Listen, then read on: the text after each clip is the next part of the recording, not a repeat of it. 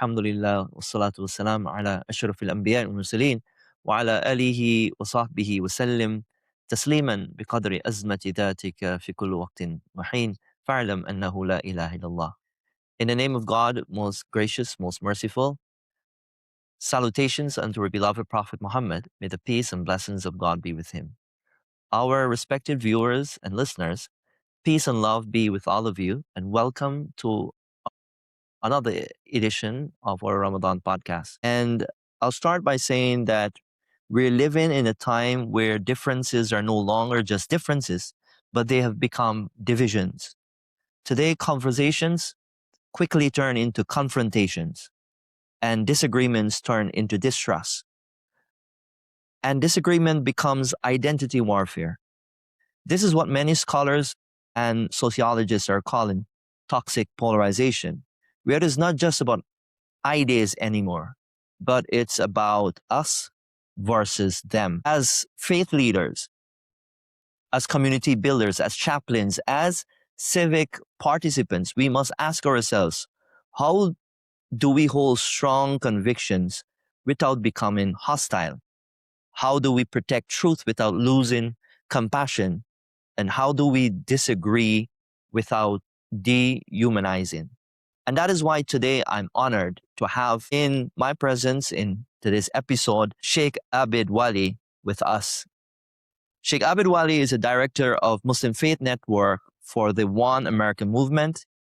He has served as a director of Halal certification of Majlis al-Shura, Islamic Leadership Council of New York, in partnership with the NYC Department of Education, public schools, to create and implement the Halal certification program to train and monitor over 115 public schools' kitchen in New York City. He also served as the Muslim chaplain in Hofstra University and is engaged in various chaplaincy work in interfaith initiatives in the tri-state area. He has specialized in and provide Islamic guidance on the Islamic law of inheritance. Our beloved Sheikh serves on the board of director for the Council of American Islamic Relationship of New York, CARE New York, which aims to protect civil rights for all, promote justice, and empower American Muslims.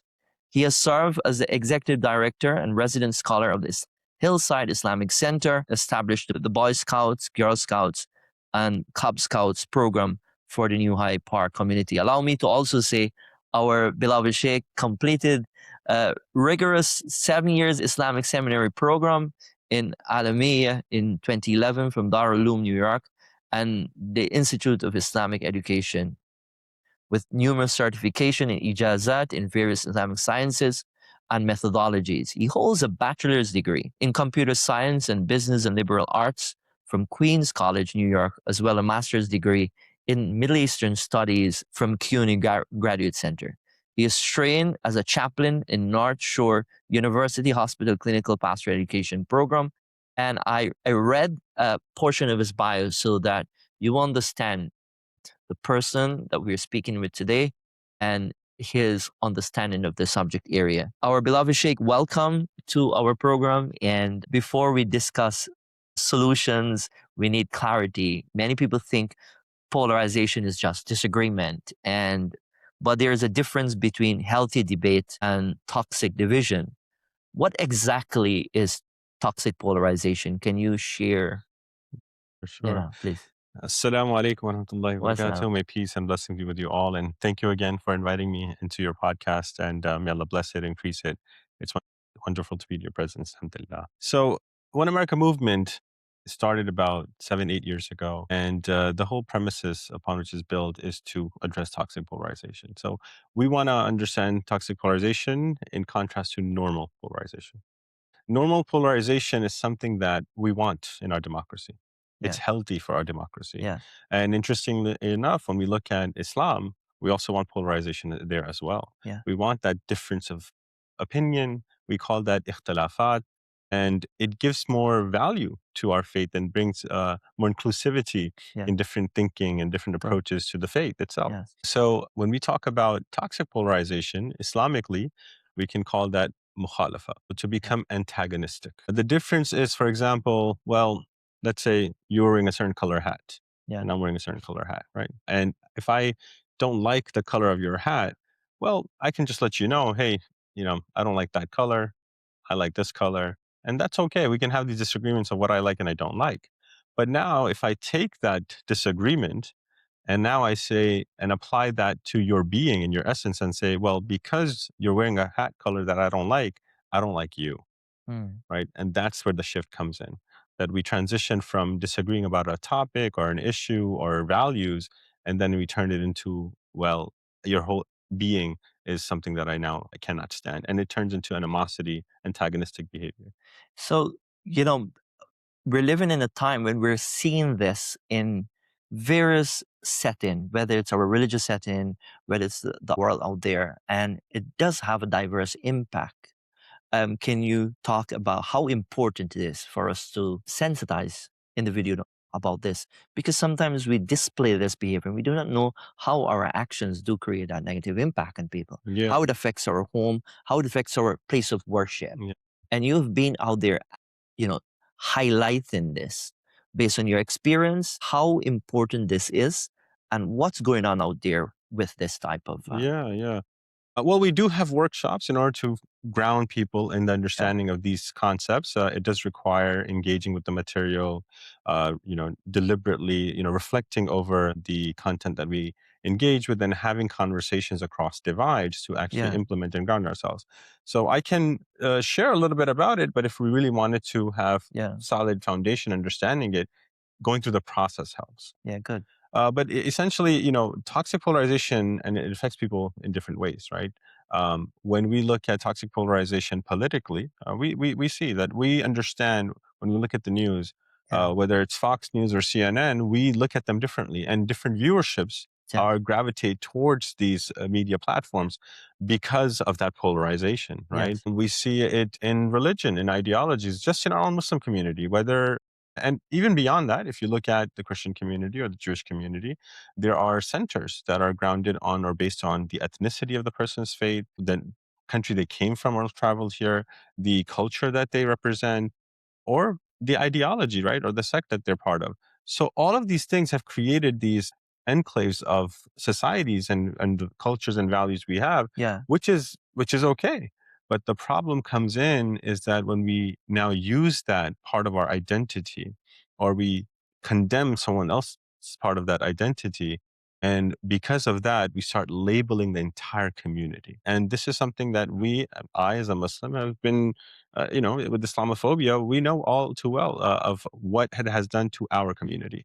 If you look at, for example, the statistics that Care NY, and I'm on the board of Care NY, and we released a report about a decade ago, yeah, or post 9/11, is that around 70% of the Muslims in New York have experienced hate crime, yes, right? 70%. Out of those 70%, it's only 2 or 3% that have actually reported it. Right. Now that's significant. Why is that?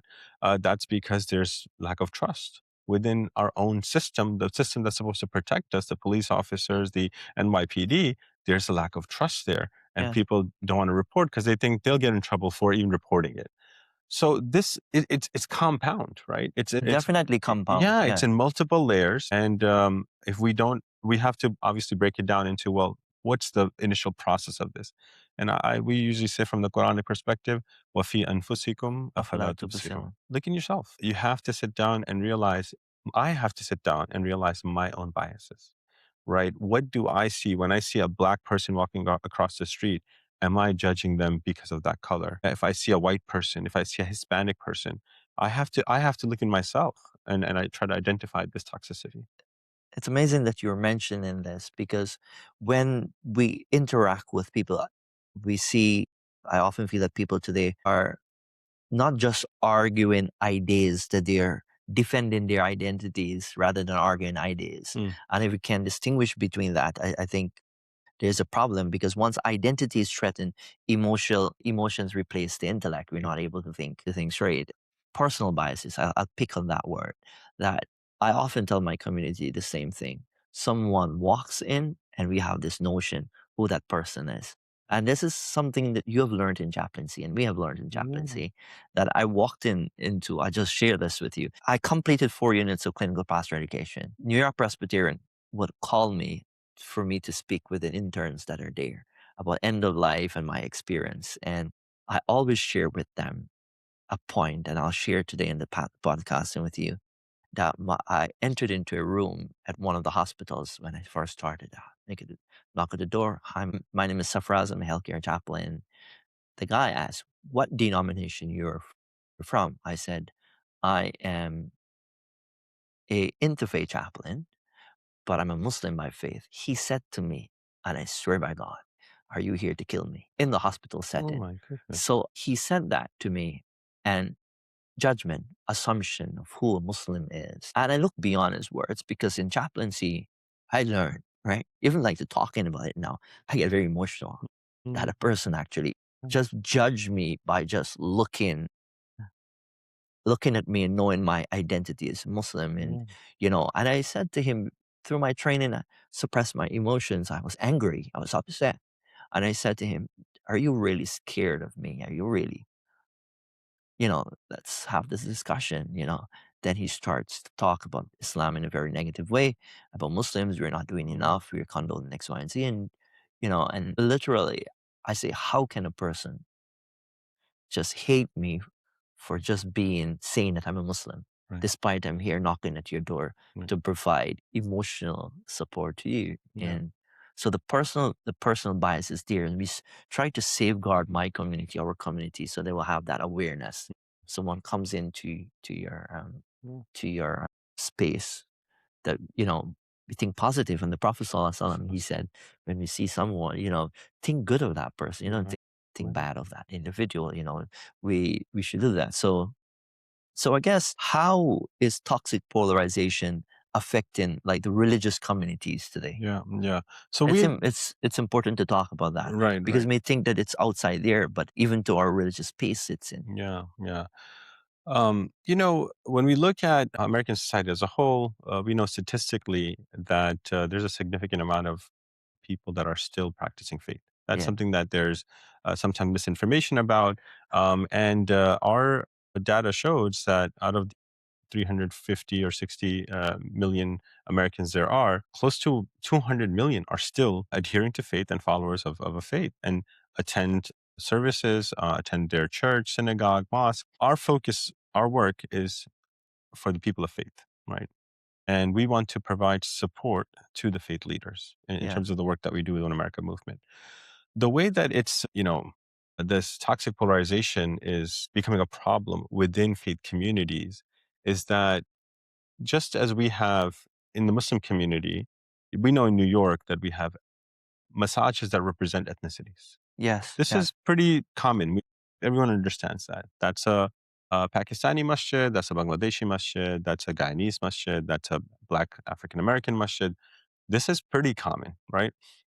And that's interesting because we are a migrant community at large. Like if there's mass migrations in the recent century that have happened, and we're new to America. But if we look at the Christian community, Yeah. the setup of ethnic divides, these enclaves don't really exist because the generations have gone so far that everyone has assumed an American identity and have multiple ethnicities in their, from their ancestors.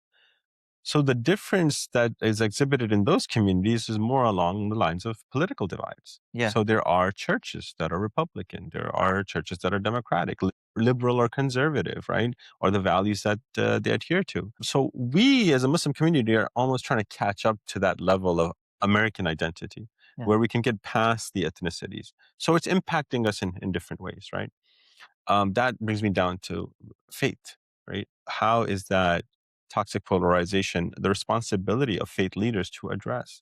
So, what I've observed, for example, in the Christian community, whether it's evangelicals, whether it's Catholics, these types of arguments, someone sees a sign on their lawn, on a neighbor's lawn, and it says, support a certain president or promoting a certain politician, and immediately people get upset or find an affinity to that person just because of that sign. Don't know who the person is, never spoke to them, or see a bumper sticker on a car, And because of that, immediately you're drawn to the individual who you have no knowledge about. That instance is the moment that is a clear evidence that I have a problem with toxic polarization. Mhm. Because I'm taking something so minute, so minuscule, so little about Little, that I know about that and person, it, and I'm passing this whole judgment on whether I like them or dislike them. yeah, Similarly, in our faith communities, we do the same thing. Ethnicity, it's a big trigger. My travels have revealed for the Muslim community, particularly, whether you look at New York, the Wine Dance Islamic Center, or Sirat al Mustaqim Islamic Center in Long Island, and you look at all the other massages of South Asians, of Arabs, there are mega massages there. But you find the African American massages still those homes that were established 50, 60 years ago, some of the oldest massages, but yeah, they've never developed, right? While the immigrant community has come in, used that space, and then exited out to their own, again, enclaves of society, of communities, and established mega massages. My question to myself and all of us and all the viewers is, yeah, where's the ummah?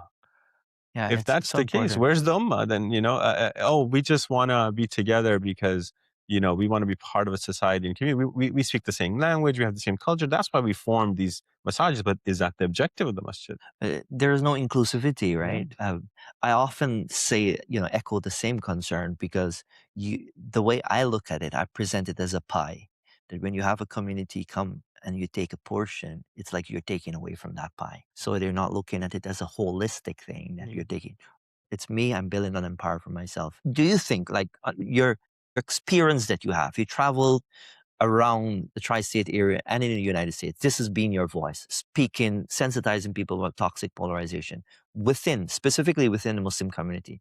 Do you think whether it's the old uncles and the individuals that are in charge of the masjids, because we all know that some of the imams and people with religious values, they have very minimal voice, and that's a different subject area. But do you think our masjid board, are they willing, or Muslim leaders, are they ready for this type of change? Yeah, yeah. I mean, we do. It is a different conversation because we'd have to talk about the bylaws. We'd Yeah, have to talk about the masjid governance, not for profit governance that is being implemented and practiced throughout our faith yeah. communities. And again, that is a whole can of worms that we'd have to open. But I would say that what really is needed is education, awareness, and workshops to educate our leaders. We are very grateful to the people that have come, and despite the challenges our parents experienced while dealing with Islamophobia, while dealing with racism and various challenges in terms of their economic growth, we're still able to establish these masajids. That's kudos to them. That's fantastic. But, we're at a place where we need to go beyond that physical structure of the mosque, right? We have to start figuring out what is our collective vision as American Muslims? What do we wish to contribute to our country? How do we want to promote the values, the beautiful values that we have in Islam? How do we share that with the broader American society? Those conversations are going to require some very difficult, questions that we're going to have to ask each other. And again, it's going to require education and training. Interesting that you're saying that. Looking back at our tradition, right, from the time of the Prophet Yes. ﷺ, there was understanding of about disagreement. Coming back to toxic polarization, disagreement was there in the time of the Prophet ﷺ. There are many instances where the companions would disagree. They would go back to the Prophet ﷺ, and the Prophet would say, "Okay, you're not wrong," or "You're not wrong." Like "La yusalliyan ahadukum al-asr illa fil khaybar," for example. That incident that happened. We're not going to talk about that. Where do you think from then that understanding that al-ikhtilaf rahma, to the point where we have lost our adab of disagreement, where do you think that disconnect came, and what suggestions you have? Yeah, if we go back to the Sira, and particularly the conflict between Aus and Khazraj, Yeah, right? yeah. These two tribes, when Rasulullah SAW came to Medina, these people had been at war for generations, right? They've killed. There was. It is said to the close meaning that there was not a home that did not have a person that has been killed by the other tribe, right? So every single family had someone they had lost, because of the violence that these two tribes were at for generations. And here comes the Prophet of Allah sallallahu alaihi wasallam, and it's only been a few years that they're trying to recover from one of the Yeah. greatest battles that they've had, Aus and Khazraj, and now entering into Islam is also, there's a lot of, Yeah. them trying to come together as a community, as two different tribes, them trying to now change their faith. So they're going through a lot of internal challenges as an individual and as a community. Their identity is being shifted and changed. As a human being, it's a lot to carry. Yes. Rasulullah SAW comes into that environment, and he is very sensitive as a leader to understand this issue. And it comes out, and many times we find in Sirah that Aus and Khazraj are almost at each other's throat, even after accepting Islam, right? Because again, it's a human problem, right? Yes. So Rasulullah SAW would always ground everyone in these Islamic values, right? Or faith values. Once you're able to get a person past the difference in terms of, that animosity and hatred towards an individual, and ground them in terms of the trust, the love, the mercy, the compassion that you should have for one another, it does a frame change, right? Yeah. So Rasulullah SAW would mention, لا تحاسدوا ولا تجاسسوا Absolutely. ولا تباغضوا, right? ولا تنافسوا. He would mention again and again the issues that are plaguing the Muslim community, Yeah. where one tribe is spying on another, backbiting about another, mistrust, and trying to put the other one down, right? Yeah. So Rasulullah said, well, don't do these things. Don't put each other down. Don't spy. And be what? وَكُونُوا عِبَادَ اللَّهِ. So be brothers. So what does that mean? That means that if I have to do the opposite of these things, what is that? Is I have to build trust. I have to be to build trust. I have to be vulnerable. If Yeah. I can't trust you unless I'm readily open and vulnerable with you, because I don't fear you judging me or attacking me. But what I'm finding in our Muslim communities, and as faith leader, being with the community for a long time in many different communities, even as a faith leader, I found it challenging to be vulnerable with my own congregants. Rasulullah's life was open to the Yes. entire public. Definitely. His personal matters have been documented thoroughly, Yes. right? Imagine the level of vulnerability he must have had with his companions who were his Sahaba, right? You are my brothers, you're my companions, Yeah. right? Do we have that level of trust where an imam, a board member, can openly put their life out there and not be afraid of being attacked, being ridiculed? Victimization. Victimized, yeah. And this happens to not only the imam, it happens to the board members as well. It happens to anyone that walks the leadership in the community, in the Islamic community. And again, I go beyond this. It's not just an Islamic problem. I want to make this clear. This is a faith problem, Yeah. right? This is happening everywhere. I've cried with rabbis, with the reverends and pastors who are going through the exact same thing from their community.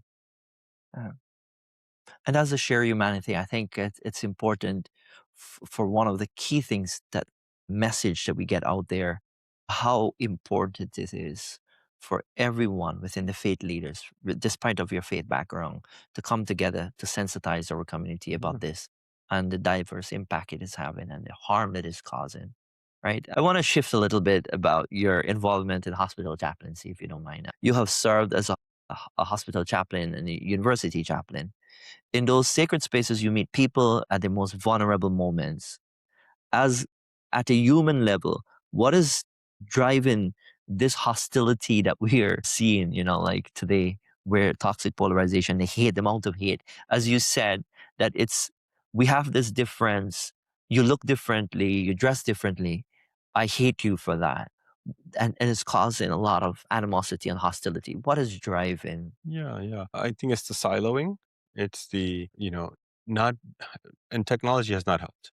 With people are inside under one roof in one home, five individuals, and each of them are on a tablet or on their phone. And it's strange that we are operating as a family, but days go by when people have without conversations, because everyone's having a conversation with the rest of the world except the person that's right in front of them.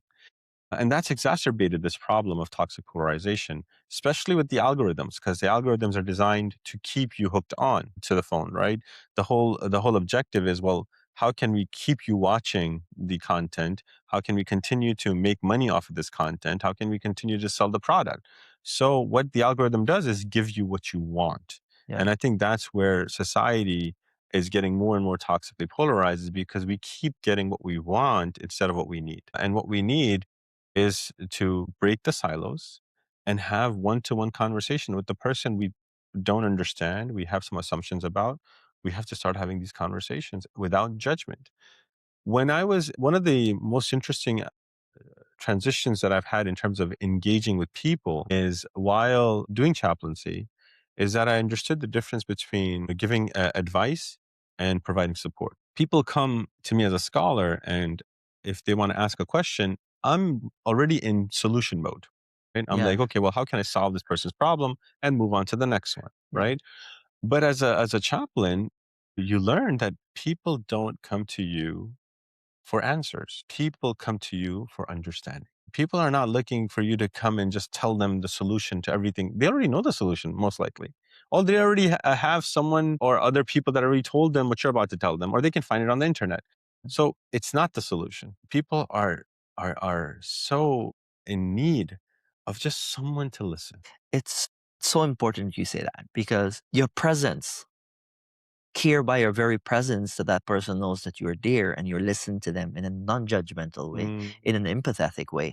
And that it's not about providing solutions, but just to feel that they're supported. And um,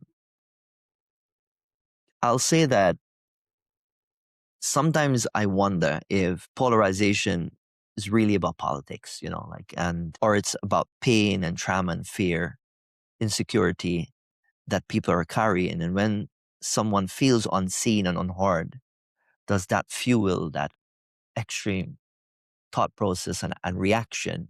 Is because coming back to what we were saying, that they feel people want to feel that someone is there present, and if they don't feel that, they feel that, oh, they're not heard, or they feel unseen, and because of the trauma they have, they react that way.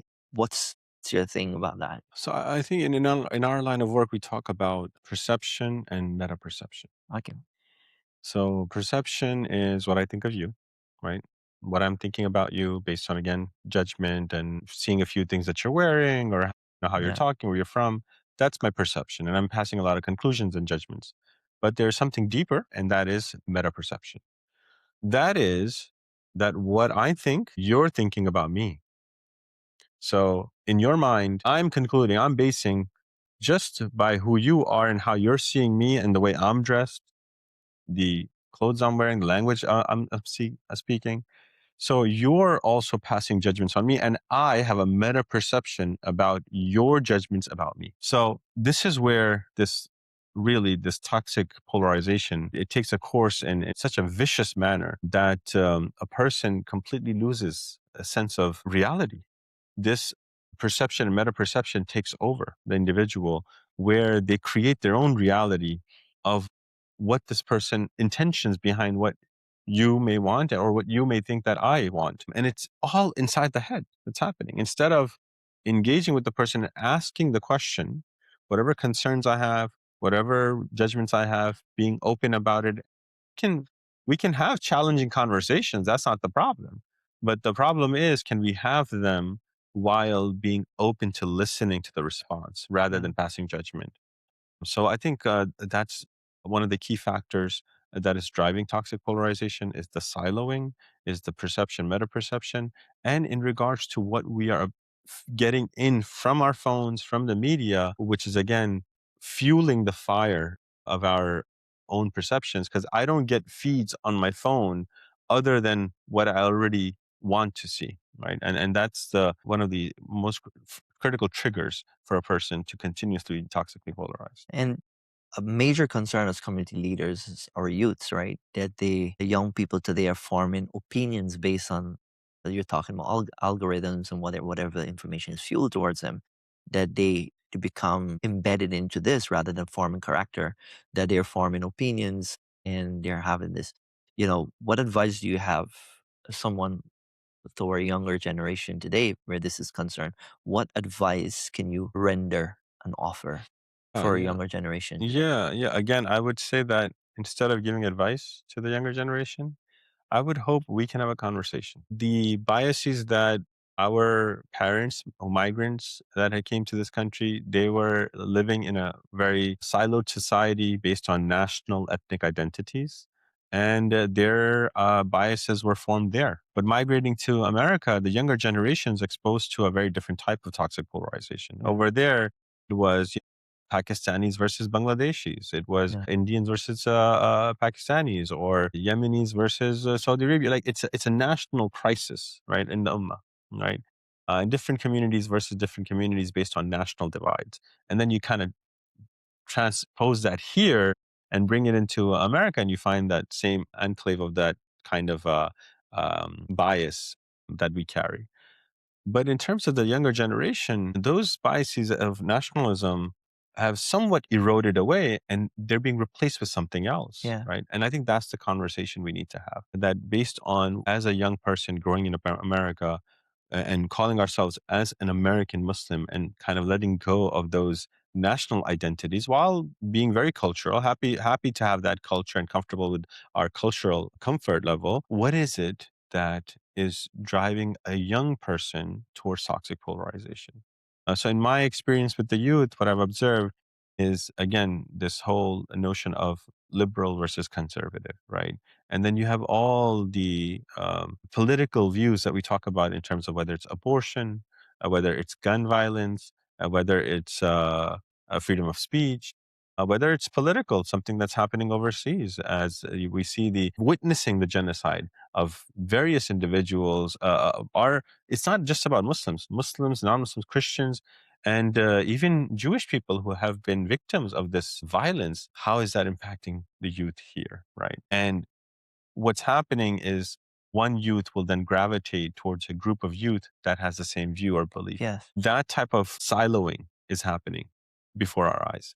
How do we get youth from across divides to come together and talk about the root of the problem, which is the embedding of that idea in such a manner that it creates and fuels animosity and hatred towards the other? And how is us versus them happening in their context? Yes. Very interested. A key point that I'm hearing: education, involvement of the youths, coming around the table with our differences to have this discussion. And I think this effort that you're making along with your team in going around the United States, traveling, sacrificing your time to sensitizing people of this, I think it will blossom sometimes something very beautiful. In from the moment I heard you speaking about toxic polarization the first time, I thought that this was amazing that you have someone just dedicated their time along with a team that is going out there sensitizing people about it. And I just want to mention that as a Muslim, you're Islamic scholar. As a Muslim, I I'm grounded by the Quranic verse, where God Almighty says, "O mankind, we've created you from nations and tribes, so that we may know each other." I look at, yeah, the ta'arufu. So nations and tribes, there is a subtle message there. Language, identity, different background. That people might be different. Not everybody, God did not created you in a particular way with a particular Yeah, ideology alone. yeah, That you have to coexist yeah. with people. I might not agree with you, but we have our difference, and that difference we can sit in a table and discuss it with respect. Yeah, yeah. And in order to do that, when you used the last point, when you said with respect, I think we need to unpack that, and which Yeah. is that there are certain faith values that you and I have within Islam, and you and I together have in relation to other faith communities, Yeah. whether it's Christian, Jews, Hindus, you name it. There are certain faith values, Yeah. such as trust. As human beings, regardless of what Yeah. faith you are, if I can't trust you as another human being, what conversation can I have with you if I can't even trust your words? Yeah. So, how do I build trust to even have a conversation? We want to challenge with one another. Yes, absolutely. We want to challenge one another in terms of what I believe and what you believe. And we're okay with that. But again, are we okay to challenge without judgment, without animosity, without enmity? Can we do that? Can we ground ourselves in mercy and compassion? So those values have to be explored, and we all need to find our own theological resources. And that's what I love about One America's work is we're not doing interfaith. We're not. We're doing multi-faith. right? Because interfaith, you're interjecting, you're trying to find watering down theology to find how can we make it so that it's just the same faith, just Yeah. practiced differently. That's not what we're trying to say. Okay, of We're course. saying no, each faith is different. Lakum dinukum waliya din. Yeah. Yes, of course. That's not the You're problem. not you're not calling people to compromise their belief system. Not at all. No, no, there's no compromise in every belief, and I love that you made that point because quite often when we think about interfaith, you feel like, oh yes, you have to Yeah, accept someone else ideology. No, we embrace our faith and we echo our differences. But again, as you said, we have to unpack the word, but with trust, as you say, yeah, like we, without compromising your own faith belief. Well, I want to say I'm happy. Thank you so much for taking the time for driving all the way from New Jersey to be here yeah. once again. Yesterday you were here in our community, and today we're having a discussion. And I hope and pray that we can have more of these discussions. Absolutely. If it means that I have to come to your community to for us Yeah, sit down to have that discussion, it will be something that I'm looking forward for. And I say that I'm a servant leader. If there's anything we can do to supplement the work that you're doing in supporting this initiative, I think it's amazing work. And kudos to you and your team. I'm sorry that we don't have more time to talk, but this yeah. is it for today's episode. Thank you so much. Thank you. It's been an honor and pleasure being in your presence and getting to know you more and more. And I Yeah, love this relationship that we're having. And we want to have these relationships with imams across, community faith leaders across, yeah. pastors, reverend, rabbis across the country for a better and healthier America. That's the goal, right? A healthy democracy. And, as you already know, the summit is coming up April 27, 28, 29, One America Movement Summit in Chicago. And faith leaders, 300 faith leaders will be there. And I'm hoping to have your presence there Yeah, as yeah, well. definitely. And One America Movement, under its umbrella, I've launched the Faith Cube cohort, which is now bringing together imams, our board members, and community leaders, Muslim community leaders across Divide to work on our intra faith problems within the Muslim community. So I'm looking to have a discussion on that later on as well. All right. Thank you so much. Any last words you want to share? Anything? I would just say happy Ramadan. Enjoy your time in this sacred Mm. month and value every single moment of it. And primarily, as you are trying to connect yourself with the Quran, try to understand the underlying tone of the message of the Quran, for which the Quran was revealed, which is to guide the human being. So if we are not understanding who we are as a human being, we can't apply the Quran. So try to take some time for self-reflection, self-evaluation, and muhasabah. Jazakallah khair. Assalamu alaikum, ya akhi. Alaikum Ya assalam wa Ustaz. rahmatullah.